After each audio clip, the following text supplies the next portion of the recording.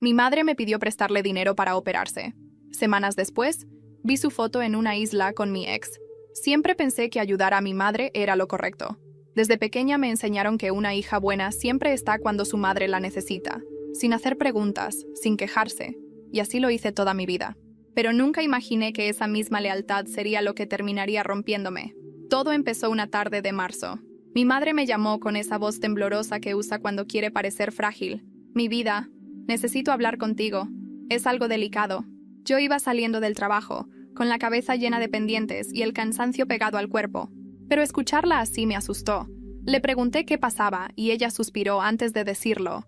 El médico me dijo que necesito operarme. Es algo serio, hija. No quiero preocuparte, pero es mi salud. Sentí que el mundo se me venía encima. Mi madre, enferma. No tuve que pensar ni un segundo. Le dije que no se preocupara, que yo me encargaría de todo. Ella hizo una pausa, como si dudara, y luego dijo, casi con pudor, el problema es el dinero. No quiero pedirte esto, pero el seguro no cubre la operación. Yo no tenía ahorros grandes, pero llevaba meses trabajando horas extra, y sin pensarlo, le prometí que pagaría todo. Lo que sea necesario, mamá. Lo importante es que estés bien. Ella lloró. Sabía que podía contar contigo, dijo entre sollozos. Eres mi única hija buena. Esa frase me atravesó como una caricia envenenada. Mi hermana, Clara, siempre fue la rebelde. Nunca estaba cuando mamá la necesitaba, según ella. Yo, en cambio, era la responsable, la que no decía que no, la que resolvía. Y una parte de mí, la más ingenua, se sentía orgullosa de eso. Esa misma noche hice la transferencia. Una cantidad absurda de dinero para alguien como yo, pero no me importó. Era mi madre. Cuando te recuperes, lo único que quiero es verte sonreír. Le escribí por mensaje. Ella respondió con un corazón y un «Te amo, hija». Los días pasaron lentos. Mamá decía que estaba con muchos exámenes médicos, que se sentía nerviosa, pero esperanzada. Yo la llamaba todos los días. A veces no contestaba, pero me decía que era por los estudios, por las citas, por el estrés. Todo sonaba lógico, hasta que dejó de sonarlo. Una noche, al salir del trabajo, vi en Instagram que mi hermana había subido una historia. No me sorprendió. Clara siempre fue la que mostraba todo, pero me llamó la atención el fondo. Un restaurante caro, música en vivo, copas de vino, risas, y de repente, en el reflejo de un espejo detrás de ella, vi una figura que me heló la sangre. Era mi madre, con un vestido nuevo, maquillada, riendo. No parecía enferma, ni asustada. Parecía feliz. Pensé que tal vez se trataba de una foto vieja, un recuerdo. No quise sacar conclusiones. Le escribí, ¿cómo te sientes hoy? ¿Ya tienes fecha para la cirugía? Tardó casi una hora en responder. Sí, cariño, me operan pronto. Estoy con los preparativos. Su tono era el de siempre, dulce y seguro. Yo quise creerle. Tenía que creerle. Pasaron 2 semanas y no tuve más noticias. Cada vez que llamaba, me decía que estaba en reposo o en consulta. Hasta que un día, sin querer, lo descubrí todo. Fue un viernes, el mismo día que me depositaron el sueldo. Estaba en casa revisando mis cuentas cuando recibí una llamada de un número desconocido. Contesté distraída, pensando que era del banco. Pero no era eso. Era Luis, mi ex. No hablábamos desde hacía casi un año. Nuestra relación había terminado mal. Me engañó, me humilló y desapareció de mi vida como si nunca hubiera existido. Ver su nombre, o su voz, era lo último que esperaba. «Hola», dijo con ese tono entre nervioso y culpable. «Sé que esto te va a parecer raro, pero necesito preguntarte algo». Yo no respondí, solo esperé. Y entonces lo soltó. «¿Tu madre está contigo?» Sentí un vacío en el estómago. «¿Qué dices?» «No, claro que no. ¿Por qué preguntas eso?» Hubo un silencio incómodo y luego su respiración tembló. «Porque la acabo de ver, en Cancún». Mi corazón se detuvo. «No puede ser», murmuré. «Debe ser alguien parecida». «Créeme», insistió. «Sé cómo se ve tu madre. Y no estaba sola». Guardé silencio. Él respiró hondo antes de decir lo que cambiaría todo. «Estaba conmigo. Bueno, con nosotros. Con Clara. Los dos». Mi garganta se cerró. No entendía nada. Luis, mi ex, y Clara, mi hermana, con mi madre, en Cancún, mientras yo creía que estaba hospitalizada. «Hay algo más», añadió, y su voz se volvió un susurro culpable. «Yo no sabía que ella te había dicho que estaba enferma. Clara me lo contó ayer». «Pensé que lo sabías». Me quedé muda. Ni siquiera podía gritar. El teléfono temblaba entre mis manos. Luis seguía hablando, pero su voz ya me llegaba distorsionada. Solo escuchaba fragmentos. Viaje, operación, mentira, dinero. Colgué sin decir palabra. No quería escuchar más. El silencio en mi casa era tan pesado que parecía llenarlo todo. Me senté en el suelo, mirando el vacío. Mi madre, la persona en la que más confiaba, había usado una enfermedad falsa para sacarme dinero. Pasé toda la noche despierta, repasando cada detalle. Sus palabras, sus pausas, sus «te amo, hija». Todo era actuación. Y lo peor no era el dinero, era la traición. El hecho de que mi madre y mi hermana compartieran esa mentira, y que lo hicieran juntas, mientras yo me rompía para mantenerlas. A la mañana siguiente, abrí Instagram otra vez. La historia de Clara ya no estaba, pero alguien más había subido una foto. Una amiga de ella. Era imposible no reconocer el fondo. Arena blanca, mar turquesa. Y allí, en el centro, estaban las tres. Clara, mi madre y Luis. Sonriendo. Copas en la mano. El pie de foto decía: «Vacaciones en el paraíso con la familia perfecta». No lloré. No podía. El cuerpo entero se me endureció como piedra. Guardé la foto. Y luego abrí el chat de mamá. Yo. «¿Cómo estás, mami? ¿Cómo salió la operación?» Mamá. «Ay, hija, fue muy bien, gracias a Dios. Estoy en reposo, pero ya me siento mejor». Yo. «Qué alivio. Te amo». Mamá. «Yo también, mi vida. Eres mi mayor bendición». Mis dedos temblaban mientras leía esas palabras. Era una actriz. Una profesional. Ni una grieta en su mentira. Cerré el chat y respiré profundo. No iba a gritar. No iba a confrontarla todavía. Quería que se sintiera segura, tranquila, como si nada hubiera pasado. Abrí mi computadora y busqué los comprobantes de las transferencias. El monto total me mareó. Con eso podrían haber pagado meses de hotel, vuelos, cenas, lo que fuera. Y seguramente eso fue exactamente lo que hicieron. Esa noche, mientras intentaba dormir, mi teléfono vibró. Era un mensaje de Clara. «Mami te manda saludos, dice que cuando se recupere te invitará a pasar unos días con nosotras». Sonreí en la oscuridad. Por primera vez, no de ingenuidad, sino de rabia. Ya no era la hija buena. Ya no era la tonta que pagaba sin preguntar. Era alguien diferente. Alguien que estaba a punto de devolverles cada lágrima que le hicieron tragar. Porque si ellas creían que podían seguir riéndose a mis espaldas, no tenían idea de lo que les esperaba. No dormí esa noche. El mensaje de Clara, «Mami te manda saludos», seguía brillando en la pantalla como una burla. Me quedé en silencio, mirando el techo de mi departamento en Guadalajara, y por primera vez en años, no sentí culpa. Sentí una calma peligrosa, esa que llega cuando ya no tienes nada que perder. A la mañana siguiente, me miré al espejo. Tenía el rostro hinchado, ojeras marcadas, pero los ojos eran otros. No había tristeza, solo una determinación fría, casi desconocida para mí. La hija buena había muerto en algún punto entre aquella transferencia y la foto en Cancún, y la mujer que estaba frente al espejo no tenía intención de volver a arrodillarse ante nadie. Decidí que no iba a confrontarlas todavía. El enojo ciega y yo no quería cegarme. Quería ver con claridad cómo mentían, cómo me manipulaban, cómo sonreían mientras me usaban.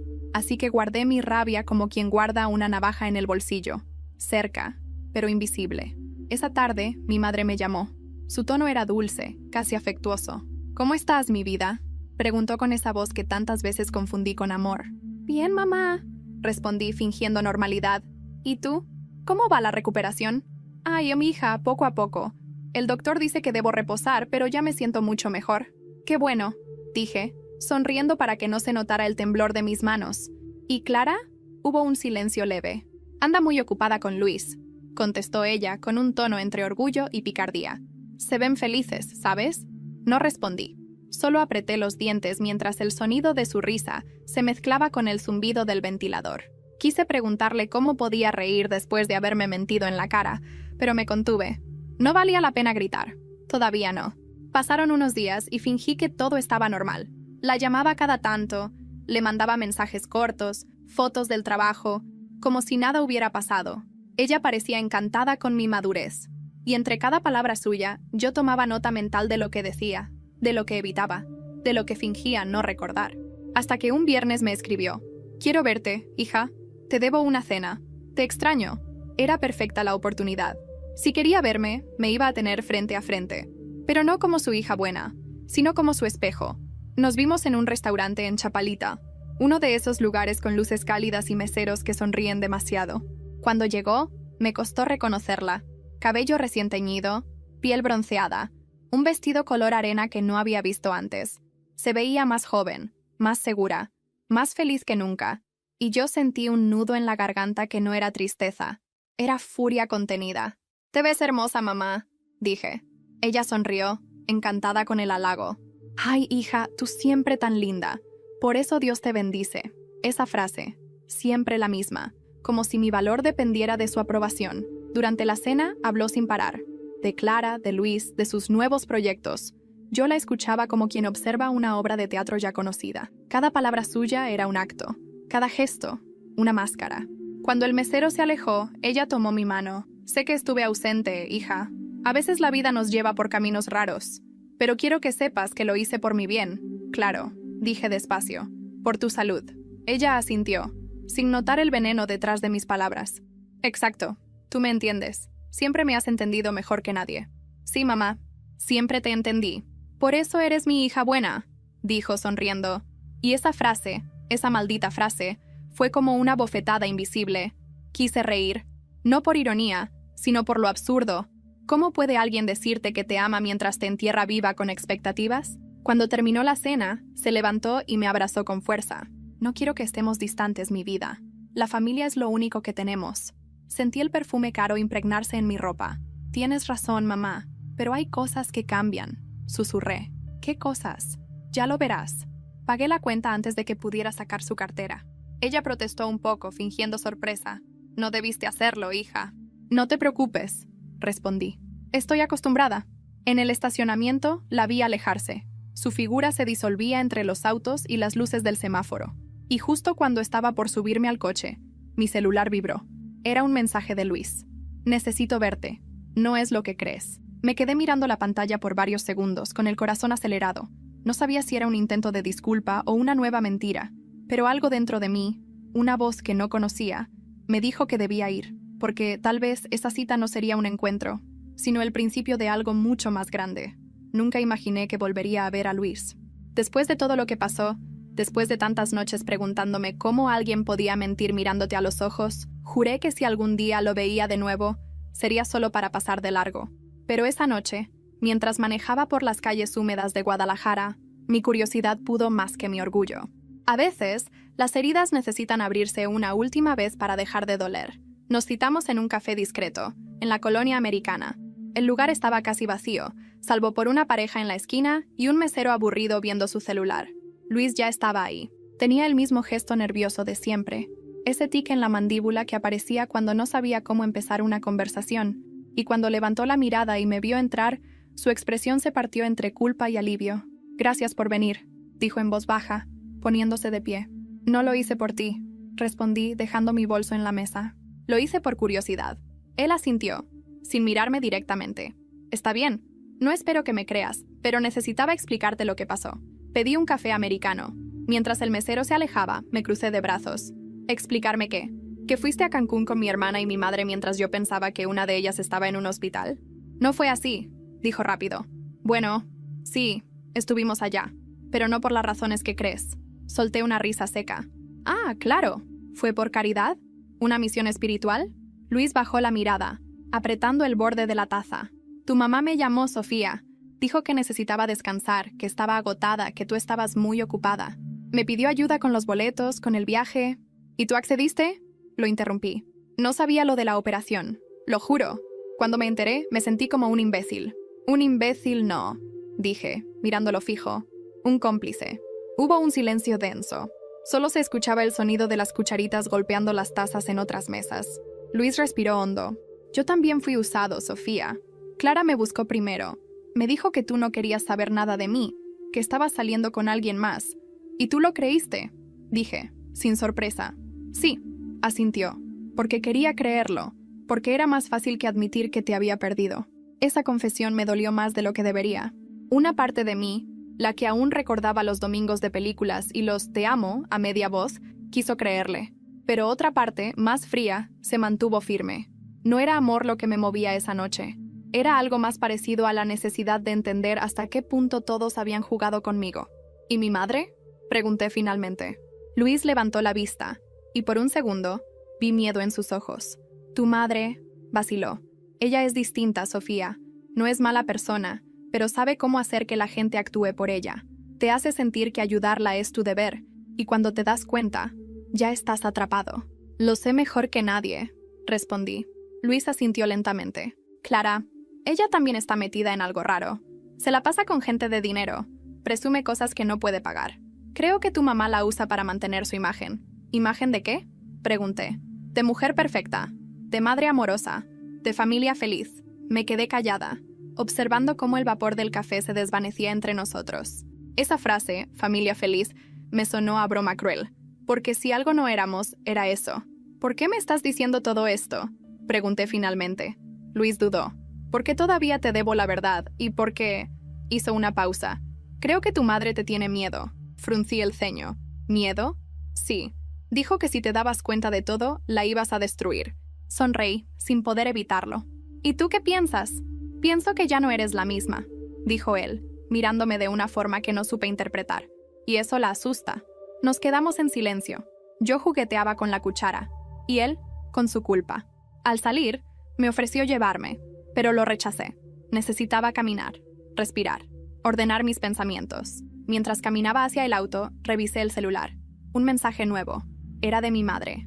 Hija, te invité a cenar el domingo. Quiero que estemos las 3, como antes. 3.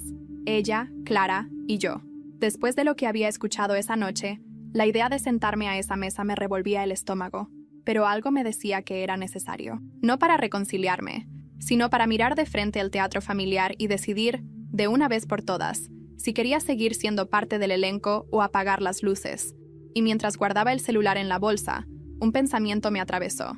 Si Luis tenía razón y mi madre realmente me temía, entonces esa cena sería más que una reunión familiar. Sería la primera vez que me verían sin su guión. El domingo llegó con un aire denso, casi eléctrico. Esa clase de días donde el clima parece anticipar que algo va a romperse. Pasé la mañana limpiando mi departamento, no por necesidad, sino por nervios. Lavé los platos, cambié las sábanas, incluso regué una planta que llevaba muerta semanas. Cualquier cosa para no pensar en lo que estaba por venir. A las 6 de la tarde salí rumbo a casa de mi madre. El trayecto por López Mateos se me hizo eterno. El tráfico, las luces, la música del coche, todo me resultaba ajeno. Mientras manejaba, repasaba cada frase que había dicho Luis. Tu madre te tiene miedo. Esa idea no me abandonaba. Y cuanto más la pensaba, más sentido tenía. Porque el poder que ella tenía sobre mí siempre se había alimentado de mi culpa. Pero ya no sentía culpa, solo curiosidad. Y eso, para ella, debía ser aterrador. La casa seguía igual. El portón blanco, las macetas con geranios falsos, el olor a perfume barato mezclado con incienso. Toqué el timbre. Me abrió Clara. Su sonrisa fue inmediata, pero no sincera. «Hermana», dijo abrazándome con fuerza. «Qué gusto verte». «Igual», contesté, apenas tocándola. Sentí el aroma a coco de su cabello, ese que siempre usaba cuando quería parecer relajada, pero había algo en su mirada. Ansiedad. «Pasa. Mamá está terminando de arreglarse». El interior estaba impecable, demasiado impecable. La mesa del comedor estaba servida para 3, con copas de vino, velas encendidas y platos que parecían de catálogo. ¿Esperan a alguien más?, pregunté. No, solo nosotras. Mamá quería que fuera especial. Especial, pensé. La palabra sonaba hueca. Pocos minutos después apareció ella, mi madre, vestida con un traje beige y una blusa de seda blanca. Su cabello recogido, maquillaje impecable, sonrisa perfecta. Si alguien la viera, jamás imaginaría lo que había hecho. Era el retrato exacto de la respetabilidad. «Mi vida», dijo abriendo los brazos. «Qué alegría verte». La abracé, pero sentí su cuerpo rígido. No era amor, era protocolo. «Huele rico», comenté. «Claro, lo preparé yo misma», respondió, orgullosa. «Quiero recuperar el tiempo que perdimos». Durante la cena, el ambiente fue artificial. Clara hablaba de trivialidades, trabajo, amigos, ropa. Mamá reía, fingiendo una paz que no existía. Yo apenas probaba la comida. Observaba los gestos, los silencios, los detalles. El anillo nuevo en la mano de mamá. El celular caro de Clara sobre la mesa. Pequeños trofeos comprados con mi ingenuidad. «Me alegra que estemos juntas otra vez», dijo mamá, alzando la copa. «No hay nada más importante que la familia». Brindamos, aunque la frase me supo amarga. «Es cierto», respondí. «La familia es lo más importante, hasta que deja de serlo». Ella me miró con una ceja arqueada. «¿Qué quieres decir?» «Nada. Solo que a veces el amor también necesita límites. Clara bajó la mirada. Mamá mantuvo la sonrisa, pero su mano tembló sobre el mantel. El silencio se alargó, y en ese momento supe que ya lo sabían. Sabían que yo lo sabía. Solo nadie se atrevía a decirlo en voz alta. Hija, dijo mamá finalmente, no quiero que sigas enojada conmigo. La vida es corta. ¿Enojada?, pregunté, fingiendo sorpresa. No estoy enojada. Entonces, ¿por qué estás tan distante? Porque ya aprendí que el amor no significa aguantarlo todo. Ella dejó los cubiertos sobre el plato con un golpe seco. Siempre tan dramática. ¿Cuándo vas a entender que todo lo que hago es por ustedes? Clara intentó intervenir. Mami, ya... No empieces. No, que hable, dije calmada. Quiero escuchar cómo se justifica. Mamá me miró con una mezcla de orgullo herido y desafío. Te crié sola, Sofía. Nadie me ayudó. Si te pido algo, es porque sé que puedes. Porque confío en ti. No, mamá. Me lo pides porque sabes que diré que sí. Su rostro se endureció. Eres una malagradecida, susurró. Tal vez, respondí, sin bajar la voz. Pero al menos ya no soy una tonta. Clara se levantó, nerviosa. Por favor, no peleen. Pero ya era tarde. La tensión llenaba la habitación como humo. Mamá apretó las manos sobre el mantel. No me hables así en mi casa. No te preocupes, dije levantándome. No volveré a hacerlo. Tomé mi bolso. El silencio era tan profundo que podía oír el tic-tac del reloj del pasillo. Estaba por irme cuando la voz de Clara me detuvo. «Sofía, espera», me giré. Su rostro estaba pálido, los ojos llenos de algo que no supe si era culpa o miedo. «Hay algo que no sabes», dijo. «Y mamá no te lo va a decir». Mamá la miró con furia. «Cállate, Clara». Pero ella ya había hablado. Y en ese segundo, todo el aire se volvió pesado. Yo di un paso hacia ella. «¿Qué cosa?», pregunté con la voz firme. Clara tragó saliva. «Lo de Cancún no fue solo un viaje». El tiempo pareció detenerse. Mamá se levantó, el rostro desencajado. «Basta». Pero Clara siguió. Ella miró a mamá y luego a mí. «No fue con nosotros por casualidad. Te mintió porque no quería que supieras quién la invitó». Mi corazón empezó a latir con fuerza. «¿Quién la invitó, Clara?». Ella bajó la voz. «Luis no fue el que planeó el viaje, fue ella. Y no fue su primera vez juntos». El silencio fue absoluto. Sentí que todo el piso se desmoronaba bajo mis pies. Mi madre y mi ex. No en Cancún, sino antes. Antes de que todo explotara. Antes incluso de que yo supiera la verdad. Y cuando por fin pude respirar, la miré a los ojos. A esa mujer que alguna vez llamé mi todo. Y supe que ya no había marcha atrás. No recuerdo bien cómo salí de esa casa. Solo sé que el aire afuera me pareció más denso que adentro. Las luces del fraccionamiento parpadeaban. Los perros ladraban a lo lejos. Y yo caminaba sin rumbo, con la respiración entrecortada, como si acabara de salir de un incendio. Porque eso fue exactamente lo que había ocurrido. Algo dentro de mí se había quemado. Y las cenizas eran todo lo que quedaba de esa idea absurda que tenía de mi familia.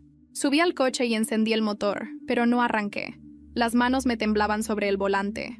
Luis y mi madre. La misma mujer que me enseñó a no confiar en los hombres, a cuidar mi reputación, a mantenerme digna. ¿Cómo se supone que se enfrenta a algo así? ¿Cómo se enfrenta a una traición que no tiene nombre, ni lógica, ni cura? No sé cuánto tiempo me quedé ahí, con la cabeza recargada en el volante, escuchando el tic-tac del motor enfriándose. Cuando finalmente conduje de regreso a mi departamento, ya era medianoche. Me metí a la ducha y dejé que el agua corriera sin moverme. No lloré, no podía. Solo repetía en mi mente las palabras de Clara. No fue su primera vez juntos. A la mañana siguiente, no fui al trabajo. Apagué el celular. Cerré las cortinas. Necesitaba silencio. Por primera vez en mucho tiempo, el silencio no me asustaba. Era mi refugio, mi laboratorio. Ahí, sola, pude pensar con claridad. Recordé cada mirada entre Luis y mi madre. Las cenas, los comentarios inocentes, las veces que él la elogiaba y yo lo tomaba como educación. Todo tenía sentido ahora. Las pequeñas cosas que ignoré porque era más fácil no ver. Porque cuando amas, haces eso. Te vendes la mentira más conveniente. Al tercer día, Clara me escribió. ¿Podemos hablar? No lo hice para lastimarte. No contesté. Pero horas después, volvió a insistir. Mamá está mal. Dice que te odia, pero no para de llorar. Sonreí con amargura. Mi madre llorando no significaba remordimiento. Significaba miedo. Y eso, curiosamente, me dio calma. Decidí verla. No a mi madre, sino a Clara. Quería entender hasta qué punto todo era una farsa. Nos encontramos en un parque cerca de Chapultepec. Ella llegó con lentes de sol y el cabello recogido, visiblemente nerviosa. Yo me senté en una banca, cruzando las piernas con calma. No pensé que vendrías, dijo. Tampoco yo, respondí. Por unos segundos ninguna habló. Hasta que ella soltó. Yo no sabía nada al principio. Lo juro. ¿Al principio? Repetí. ¿Y cuándo empezaste a saber? Clara respiró hondo. Cuando fuimos a Cancún, vi cómo se miraban. No era solo cariño, Sofía. Era otra cosa. ¿Y por qué no dijiste nada? Porque no quería meterme, y porque pensé que ya lo sabías. Reí sin humor. ¿Creías que yo sabía que mi madre se metía con mi exnovio? Clara bajó la cabeza. No me juzgues. Ella también me ha usado toda la vida. Siempre me hace sentir que le debo algo. La miré con cuidado. Por primera vez noté las ojeras bajo su maquillaje, la forma en que sus manos temblaban. Quizás ella también había sido moldeada por la misma culpa, solo en una versión diferente. La rebelde que fingía no necesitar aprobación, pero que en el fondo la buscaba desesperadamente. ¿Y Luis? Pregunté. Está asustado, respondió Clara. Mamá lo llamó hace 2 días. Le dijo que si hablaba contigo, ella iba a destruirlo. ¿Destruirlo cómo? No sé, pero sé que lo tiene controlado. Ella sabe cosas de él, cosas personales. Me quedé en silencio. No era la primera vez que mi madre usaba información como arma. La verdad, para ella, siempre había sido un instrumento de poder. Usaba la lástima como otros usan un cuchillo, con precisión. Clara suspiró. Yo sé que la odias, pero también sé que si la enfrentas ahora, va a voltearte todo. Siempre lo hace. Lo sé, dije, mirando el cielo gris. No la voy a enfrentar. Entonces, ¿qué harás? Nada. ¿Nada? Nada por ahora. Clara me miró confundida. No la entiendo. No tienes que hacerlo, le respondí. Solo quiero que vivan tranquilas, que piensen que todo sigue igual. Ella frunció el ceño. Eso suena peor que venganza. Sonreí apenas. No es venganza, Clara. Es equilibrio. Nos quedamos calladas, mirando a un grupo de niños jugar con una pelota. Por primera vez, sentí compasión por mi hermana. No éramos tan distintas. Las dos habíamos crecido bajo la sombra de una mujer que nos enseñó que amar significaba pagar un precio. Me levanté. Cuídate, le dije. ¿Y tú? Yo voy a estar bien. Caminé hacia el coche, dejando a Clara en la banca. Y cuando me senté frente al volante, decidí que era hora de dejar de reaccionar. Ya no quería ser la víctima de las mentiras de otros. Quería ser quien escribiera las reglas. Al llegar a casa, encontré un sobre bajo la puerta, sin remitente. Solo mi nombre, escrito con la letra de mi madre. Lo abrí con las manos frías. Dentro había una hoja doblada y una foto. La foto era antigua, yo de niña, dormida en el regazo de ella. Y debajo, una frase escrita a mano. Una madre siempre sabe cuando su hija está tramando algo. La hoja olía a su perfume. Y mientras el aroma se mezclaba con mi rabia, comprendí que la guerra que yo había decidido no empezar, ya había comenzado. Pasé toda la noche mirando esa nota. La releí una y otra vez, como si entre las letras pudiera encontrar alguna explicación, una grieta, un mensaje oculto. Pero no había nada más que eso, una advertencia. Una madre siempre sabe cuando su hija está tramando algo. No era cariño ni preocupación, era control. Era su manera de decir, te estoy mirando. La dejé sobre la mesa y me serví un café.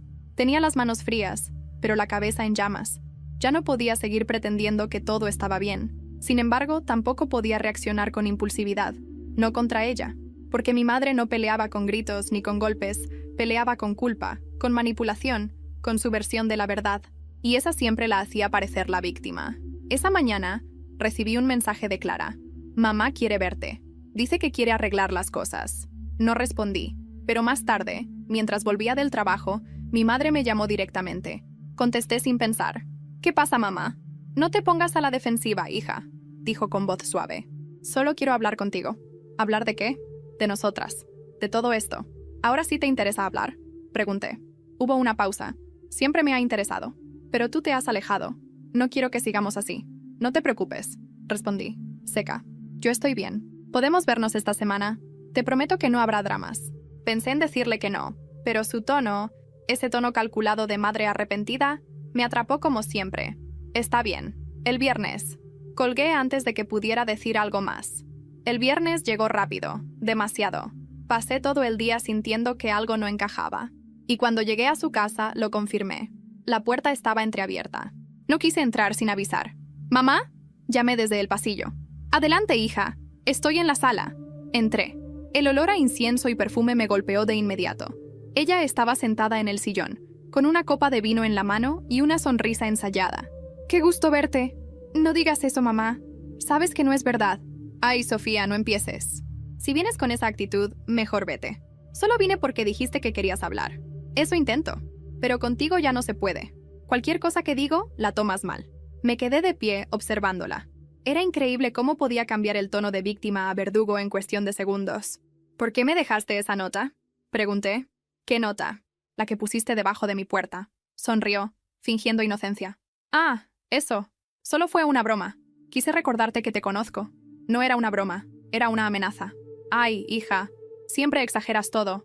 Me senté frente a ella, y por primera vez no bajé la mirada. Quiero que seas sincera. ¿Por qué te metiste con Luis? El aire se cortó. Ella no respondió de inmediato.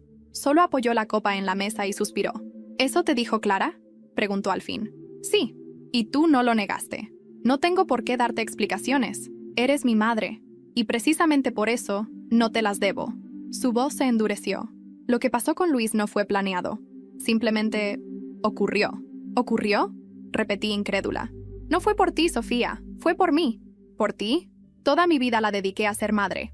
A ustedes. A mantener todo en orden. Y un día, alguien me vio. Me escuchó. Me hizo sentir viva. ¿Y ese alguien fue mi exnovio?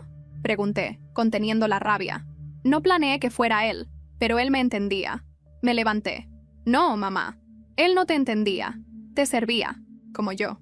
Como Clara. Ella se puso de pie también. Su rostro ya no era el de una madre arrepentida, sino el de una mujer herida en su orgullo. Ten cuidado, Sofía. No sabes de lo que hablas. Sé perfectamente de lo que hablo. Siempre has querido que alguien te adore, aunque eso signifique destruirlo. ¡Cállate!, gritó de pronto. La copa cayó al suelo, rompiéndose en pedazos. Nos quedamos en silencio, respirando con dificultad. Ella bajó la voz. No te atrevas a juzgarme. No sabes lo que es sentirse invisible. No, dije, mirándola fijamente. Tú no sabes lo que es sentirse usada. Me di la vuelta y caminé hacia la puerta. Pero antes de salir, su voz me detuvo.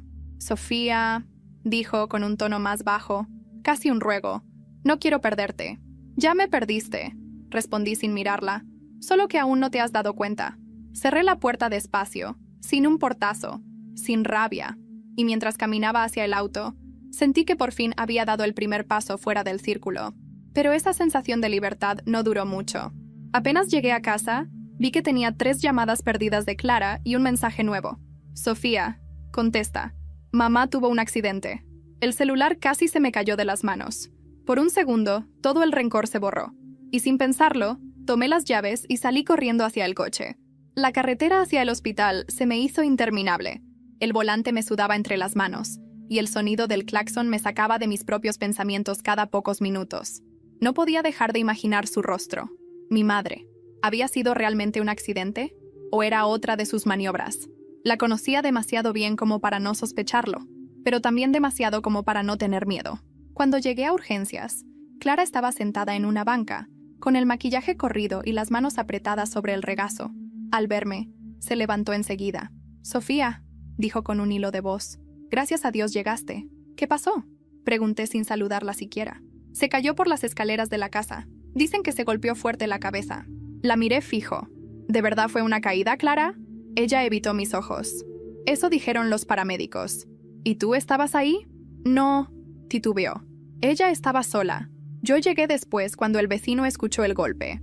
Suspiré. Una parte de mí quería creerle. Otra, más oscura, pensaba en la posibilidad de que mi madre hubiera hecho algo para llamar la atención. No sería la primera vez que convertía el dolor en una herramienta, pero algo en el temblor de la voz de Clara me hizo entender que, esta vez, el miedo era real. Nos hicieron esperar casi 1 hora. Yo caminaba de un lado a otro, mientras Clara lloraba en silencio. «No deberíamos haber discutido», susurró. «Todo esto es culpa nuestra». «No digas eso», le respondí. «No somos responsables de lo que ella hace. Sigue siendo nuestra madre, Sofía. Y eso no la hace intocable». Finalmente salió un médico. «¿Familia de la señora Robledo?». Las dos nos levantamos. «Sí», dije. «Somos sus hijas». El hombre nos miró con expresión seria. «Está estable, pero sufrió un golpe considerable. Tuvimos que hacerle una tomografía. No hay fractura, pero el impacto fue fuerte. Puede haber confusión o pérdida temporal de memoria». «¿Puedo verla?», pregunté. «Solo una persona por ahora». Clara me miró. «Ve tú». Entré sola. El cuarto olía a desinfectante y a flores marchitas. Ella estaba ahí, recostada, con una venda en la cabeza y los ojos cerrados. Por un momento me quedé parada en la puerta, sin saber si avanzar. Había algo irónico en todo eso. Verla tan frágil, tan callada, tan humana. La mujer que me había controlado toda la vida, reducida a un cuerpo débil en una cama blanca. Me acerqué despacio. Su respiración era tranquila. El monitor marcaba un pulso regular. Le tomé la mano, fría, como si la fuerza que siempre la había sostenido se hubiera evaporado. «Mamá», susurré, «estoy aquí». Sus párpados se movieron levemente. Y entonces, con un esfuerzo visible, abrió los ojos. Tardó un par de segundos en enfocar la vista, y cuando lo hizo, me miró como si no supiera quién era. «¿Quién?», balbuceó. «Soy yo, mamá. Sofía», parpadeó. «No, tú no eres Sofía». Sentí un escalofrío. «Claro que sí, mamá, soy yo». «No», repitió. «Sofía se fue. Me odia». Me quedé muda. Quizás no había olvidado mi nombre. Quizás solo estaba diciendo la verdad. Quizás para ella, la hija que la desafiaba no podía ser la misma que la obedecía. El médico me pidió salir. «Está desorientada», dijo. «Es normal después de un golpe fuerte. Traten de mantenerla tranquila los próximos días». En el pasillo, Clara se abalanzó sobre mí. «¿Cómo está?», confundida, pero viva. Ella soltó el aire con alivio. «Gracias a Dios». «No le agradezcas tan rápido», dije en voz baja. «Todavía no sabemos si esto fue un accidente. Esa noche me quedé en su casa para cuidar de las cosas. Todo estaba como siempre y al mismo tiempo distinto». Revisé la escalera. Los peldaños estaban limpios, sin señales de sangre, sin tropiezos aparentes. Demasiado perfecto. Como si alguien hubiera borrado la escena. En la mesa del comedor encontré un vaso de vino medio vacío y un celular viejo. Lo encendí. No tenía contraseña. Revisé los mensajes. La mayoría eran con Clara. Otros, con un número desconocido. Leí uno que me heló la sangre. «Si no haces lo que te dije, todos lo sabrán». El mensaje era de hacía 3 días. Y otro, más reciente. «Recuerda que la verdad duele más cuando llega de quien menos esperas». No sabía quién era esa persona, pero su tono era amenazante. Me senté con el celular en la mano, sintiendo cómo el peso de todo se hacía insoportable. Mi madre no era solo víctima ni culpable. Había algo más. Alguien más. Y si ese mensaje era cierto, tal vez su caída no había sido un accidente. De repente escuché la puerta abrirse. Clara entró, con el rostro tenso. «¿Qué haces aquí a oscuras?», le mostré el celular. «Explícame esto». Ella palideció. «¿Dónde lo encontraste?» «En la mesa». «¿Quién le escribía?» Clara tragó saliva, apartando la mirada. «Sofía, no sé si debería decírtelo. Ya es tarde para guardar secretos». Ella respiró hondo. «Es Luis». El silencio cayó como una bomba. «¿Qué dijiste?», susurré. Luis la estaba presionando, Sofía.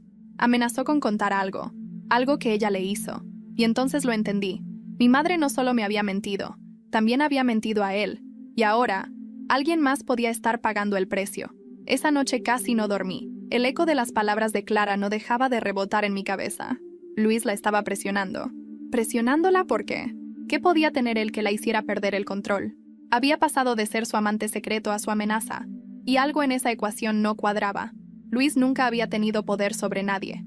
Siempre fue débil, dependiente, emocionalmente torpe. Pero si mi madre temía algo de él, entonces había algo que yo aún no sabía. A las 8 de la mañana, Clara me llevó un café a la cocina. Estaba pálida, con las manos temblorosas. «No pude dormir», dijo dejando la taza frente a mí. Yo tampoco. Nos miramos en silencio por un momento. 2 hermanas unidas por un secreto que apestaba a vergüenza y a desconfianza. «Necesito saber qué le hizo», dije. «Yo también», respondió ella. «Pero si mamá lo ocultó, tuvo que ser algo grave». Asentí. Y entonces tomé una decisión que cambió el rumbo de todo. «Voy a hablar con Luis». Lo encontré en un taller mecánico de Zapopan, donde había empezado a trabajar hacía unos meses. El ruido del compresor, los motores y la música de banda de fondo hacían difícil cualquier conversación. Pero cuando me vio entrar, dejó caer la herramienta que tenía en la mano. «Sofía, necesito hablar contigo. No deberías estar aquí. Tampoco deberías seguir mintiendo». Su respiración se aceleró. Miró a los lados, asegurándose de que nadie escuchara. «No sé de qué hablas». «De los mensajes», dije, sacando el celular viejo de mamá de mi bolso. El color se le fue del rostro. «¿Dónde lo encontraste?» «En su casa, después de su accidente». Luis se pasó la mano por el cabello, manchado de grasa. «No debiste ver eso». «Claro que debía», dije dando un paso hacia él. «Quiero saber qué hiciste». Él me miró con los ojos húmedos, la voz entrecortada. No la lastimé, Sofía, te lo juro, pero tenía que hacerlo. ¿Hacer qué? Presionarla. Hubo un silencio incómodo. El ruido del taller parecía alejarse y solo quedaban sus palabras, flotando entre nosotros como cuchillos. ¿Por qué?, pregunté. Luis bajó la mirada. Porque ella me destruyó. Tú te destruiste solo, Luis. No sabes nada, respondió con un tono tan amargo que me obligó a callar. Después de que terminamos, ella me buscó. Me prometió ayudarme con un negocio, con contactos. Me hizo creer que me debía algo por el daño que te causé. ¿Y lo creíste? Sí. Pero luego empezó a jugar conmigo, a humillarme, a tratarme como si fuera su sirviente. Eso hace con todos. Sí, pero conmigo fue distinto. Me grabó Sofía. ¿Qué? Un video, de los dos, en su casa. Sentí que el piso se me movía. No puede ser. Quería asegurarse de que nunca hablara. Pero después de Cancún, las cosas se salieron de control. Ella me usó para manipularte, y cuando la confronté, me amenazó con mostrarlo. ¿A quién? A todos. Dijo que iba a destruirme. Me quedé en silencio. No sabía si sentir repulsión o compasión. Era tan absurdo y cruel que parecía inventado, pero algo en el temblor de su voz, en la vergüenza con la que hablaba, me hizo creerle. Mi madre había cruzado otra línea más, una de la que ya no se regresa. ¿Y qué hiciste tú?, pregunté. Luis respiró hondo. Le dije que si no borraba el video, se lo contaría a ti y a Clara. ¿Y lo hizo? No lo sé. Dijo que lo había borrado, pero no la creí. Me pasé la mano por el rostro. Todo eso era demasiado. Mi madre no solo me había mentido, sino que había convertido a un hombre en su rehén emocional. Un reflejo exacto de lo que hizo conmigo, con Clara, con todos los que la rodeaban. ¿Y los mensajes?, pregunté. ¿Por qué la amenazaste? Porque me dijo que iba a contarle a tu padre lo del video. Lo miré confundida. Mi padre está muerto. ¿Eso crees tú?, susurró. El silencio fue total. Luis bajó la voz. Ella me dijo que tu padre sigue vivo, que se fue, que nunca murió, que vive en Nayarit con otra familia. Me eché hacia atrás, como si me hubieran golpeado. Eso no puede ser. Lo vi muerto, Luis. No lo viste, respondió. Te lo dijeron. El aire se me fue del cuerpo. Toda mi infancia, mi madre había repetido esa historia, que papá murió cuando yo tenía 7 años. Nunca hubo entierro, solo una caja cerrada, unas flores y una foto vieja. Y yo, la hija obediente, jamás pregunté nada. Salí del taller tambaleándome. Luis intentó detenerme, pero lo empujé. No podía escucharlo más. No podía escuchar a nadie. Solo necesitaba pensar. Pero las palabras no dejaban de repetirse en mi cabeza. Tu padre sigue vivo. Conduje sin rumbo hasta que me di cuenta de que estaba en la carretera a Tepic. No sabía si era instinto o locura. Solo sabía que, por primera vez, quería ver con mis propios ojos lo que mi madre había enterrado con sus mentiras. Y mientras el paisaje se volvía más árido y el cielo más oscuro, pensé que tal vez esa verdad, la que había creído toda mi vida, era la mentira más grande de todas. Manejé toda la noche. El camino a Nayarit parecía interminable, como si el horizonte se burlara de mí, alargándose cada vez que intentaba alcanzarlo. La radio estaba apagada. Solo el ruido del motor y mis pensamientos llenaban el coche. Pensar en mi madre, en Luis, en Clara, en todas las mentiras acumuladas durante años, pero sobre todo, en él, en mi padre, ese fantasma que mi madre me vendió como mártir. El hombre bueno que murió joven y nos dejó solas, víctimas del destino. Y ahora Luis me decía que seguía vivo, que la muerte fue solo otro de sus cuentos. Llegué a Tepic al amanecer. El cielo tenía ese tono rosado y cruel de los días que empiezan con demasiadas verdades. Me detuve frente a una panadería, pedí un café y me senté a pensar. No sabía por dónde empezar. No tenía una dirección, ni un nombre nuevo, ni una certeza. Solo una sospecha, un hueco en la memoria y un dolor antiguo que despertaba como si nunca se hubiera ido. Busqué en mi teléfono el apellido de mi padre, Robledo Rivas. Casi no recordaba su segundo nombre. Mi madre siempre lo decía con una mezcla de desprecio y nostalgia. Tu padre, ese irresponsable de Antonio. Escribí Antonio Robledo Rivas Nayarit en el buscador. Y ahí estaba, una nota pequeña, en la página de un periódico local, con fecha de hacía 2 años. El empresario Antonio Robledo inaugura un taller agrícola en Santa María del Oro, junto a su esposa, Verónica García, y su hijo menor, Emiliano Robledo. Leí esa línea una y otra vez. El café me supo a hierro. Mi padre no solo estaba vivo, tenía otra familia, una nueva esposa, un hijo.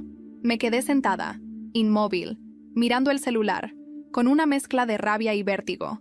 Mi madre me hizo creer toda la vida que él nos había abandonado porque murió, no porque eligió irse. Y esa diferencia lo cambiaba todo. Conduje hasta Santa María del Oro, un pueblo de calles tranquilas, casas bajas y olor a pan recién hecho. Pregunté en una tienda por el taller Robledo. La señora me señaló con la cabeza hacia el camino de terracería. «Siga derecho hasta Los Nogales», dijo. «Es la última casa a la izquierda». Cuando llegué, vi un portón verde con un letrero que decía «Taller Robledo y García». Me quedé un rato en el coche, mirando la entrada. El corazón me golpeaba el pecho como si quisiera escaparse. Respiré hondo y bajé. Un hombre salió del taller. Tenía el cabello canoso, los brazos fuertes, la piel curtida por el sol. No me hizo falta preguntarlo. Era él, mi padre, Antonio Robledo, el hombre que me habían dicho que estaba bajo tierra.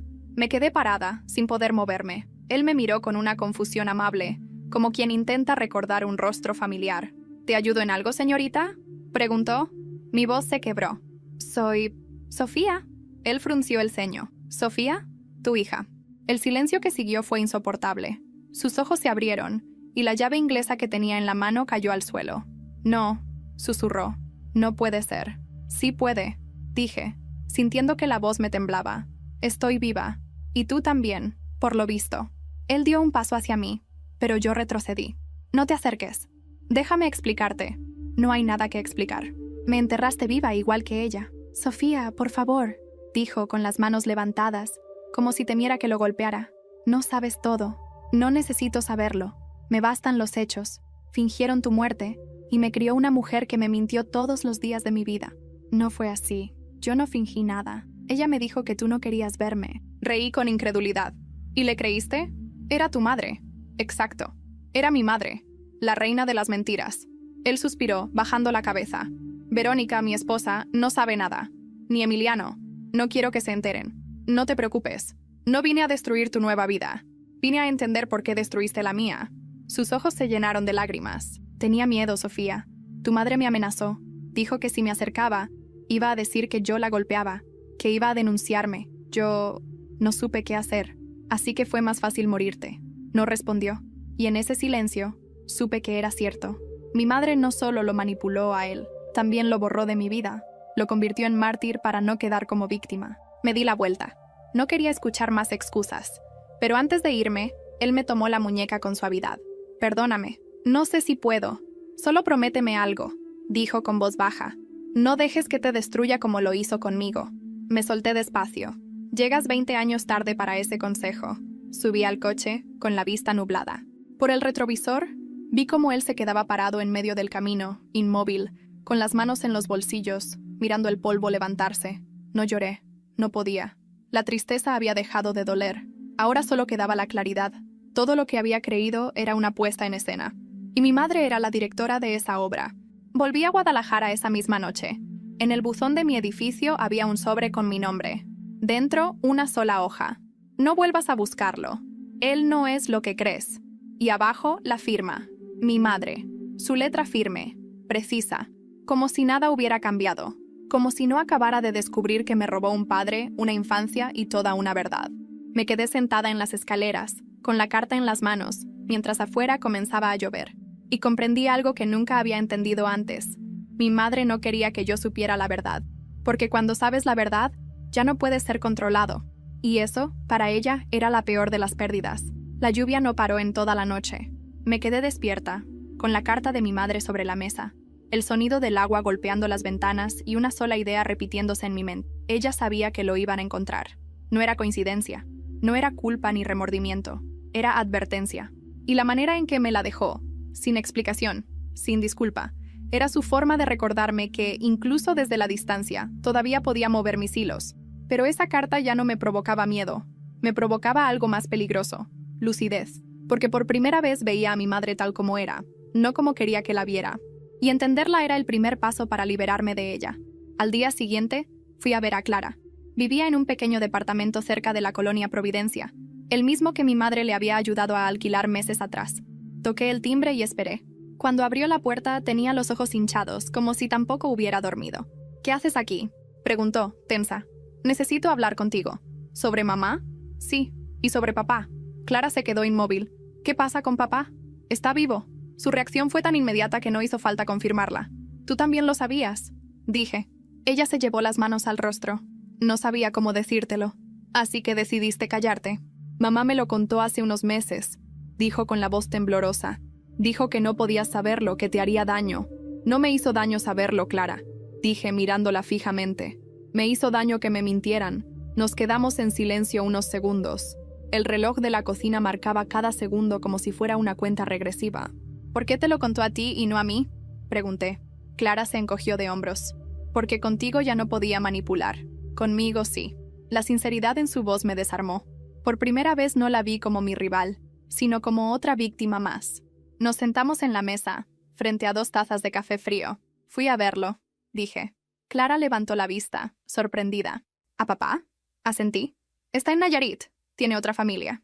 Ella bajó la mirada. Lo sabía. ¿También eso? Sí, pero juré no decirte nada. Mi risa fue seca, sin alegría.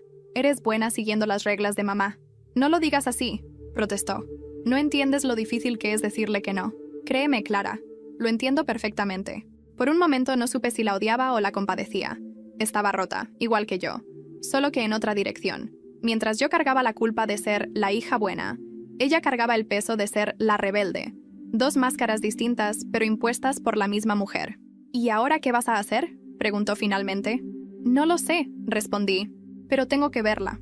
¿Estás loca? No puedes ir sola. No pienso discutir, Clara. Necesito mirarla a los ojos y escucharla. ¿Para qué?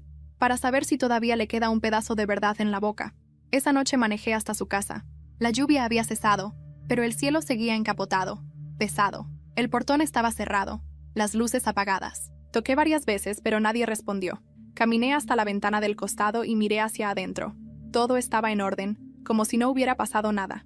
El jarrón azul en su sitio, las fotos familiares alineadas, el mismo olor a incienso y control. Di la vuelta a la casa, empujé la puerta del patio y se abrió sin resistencia.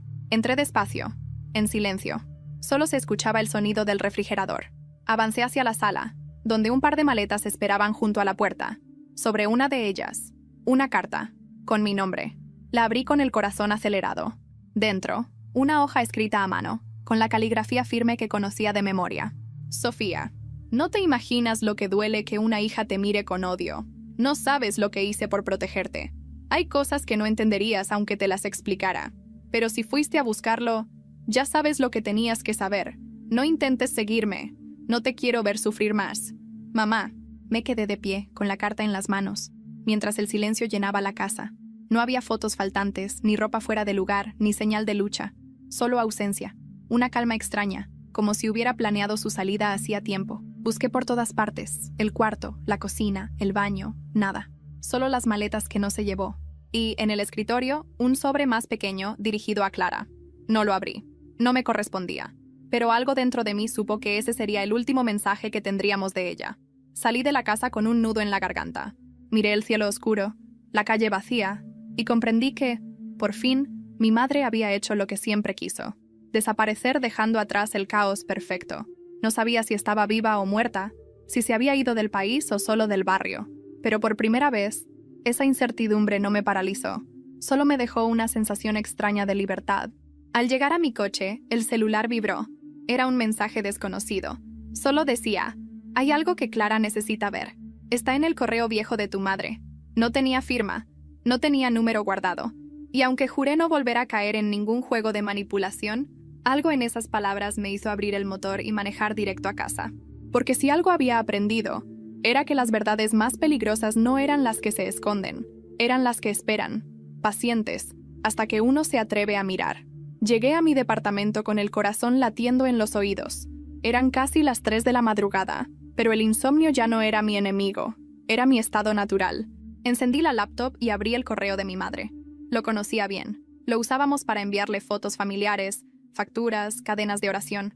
Nunca pensé que un día estaría buscando allí las piezas de su desaparición. Tardé unos minutos en adivinar la contraseña. Era la misma de siempre. Clara Sophie 2000. La ironía me dio náuseas. Entré. La bandeja de entrada estaba casi vacía, pero había una carpeta nueva, marcada con el nombre Confesiones. Solo contenía 3 correos. El primero, dirigido a mí. El segundo, a Clara. El tercero, sin destinatario. Abrí el mío. Sofía. Si estás leyendo esto, ya sabes más de lo que quería que supieras. Nunca fuiste la hija buena, ni la hija mala. Fuiste la hija que me obligó a verme en el espejo, y eso no te lo perdoné. No te mentí por maldad. Te mentí porque sin tus ojos creyendo en mí, no era nadie.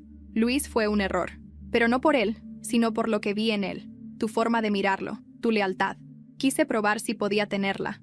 No lo logré. Tu padre no está muerto, pero su ausencia fue mi castigo.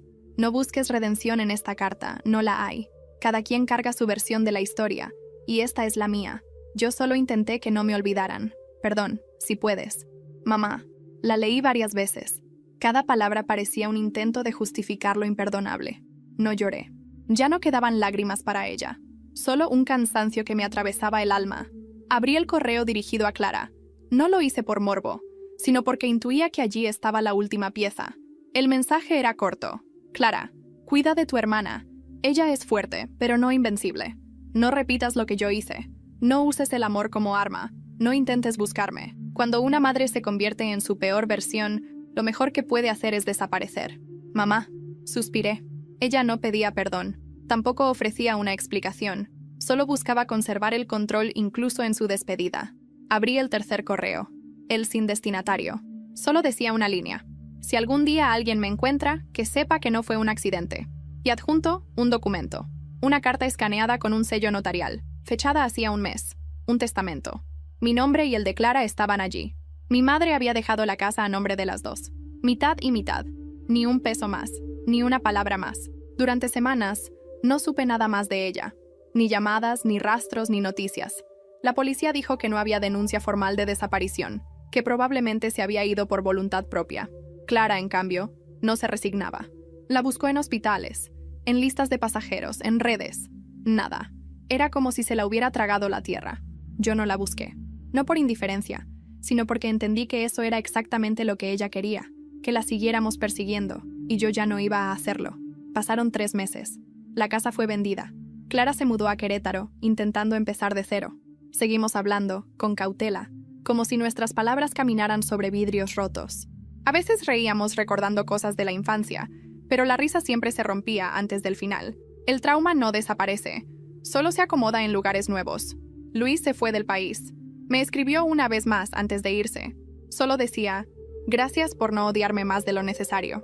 Nunca le respondí, porque en el fondo ya no me importaba.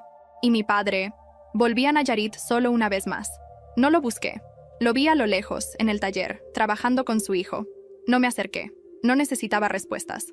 A veces, cerrar un ciclo no requiere palabras, solo distancia. Hoy, meses después, vivo sola en un departamento nuevo, sin fotos familiares, sin recuerdos colgados en las paredes, solo una planta, un gato y silencio. Aprendí a disfrutarlo. El silencio ya no es amenaza, es mi refugio. Trabajo, leo, camino, duermo sin esperar llamadas. A veces, cuando pasa una mujer por la calle con un perfume parecido al suyo, mi cuerpo reacciona antes que mi mente. Y en un segundo, la rabia y el amor se mezclan como si fueran lo mismo. Porque quizás lo son. Quizás amar a alguien así es eso. Una herida que nunca deja de sangrar del todo, pero que ya no mata. Un día, al volver del trabajo, encontré un sobre bajo la puerta. El remitente era de Nayarit. Lo abrí sin pensarlo. Dentro había una postal. Una playa al atardecer con una frase escrita detrás. No busques justicia. Busca paz. M. La letra era de ella. Vieja. Trémula, pero suya. No decía dónde estaba. Solo esa línea. La puse sobre el escritorio, junto a la carta del correo, y sonreí. No por nostalgia, sino por comprensión, porque por fin supe que todo había terminado, que no necesitaba saber más, que ya no me debía nada. Clara vive tranquila, reconstruyendo lo que puede. Luis desapareció del mapa. Mi padre envejece lejos, con otra familia que probablemente nunca sabrá de mí. Y yo aprendí que la libertad no siempre llega con ruido. A veces llega en forma de carta, sin explicación, sin disculpa, sin drama. Y aunque mi madre siga viva en alguna parte, porque sé que lo está, ya no tiene poder sobre mí, porque el amor que se usa para manipular deja de ser amor, y el perdón no siempre es volver a abrazar. A veces es simplemente cerrar la puerta y dejar que el eco se apague. Nunca fui la hija buena, solo fui la que aprendió a dejar de obedecer. Y con eso, por primera vez, sentí que la historia, finalmente, era mía.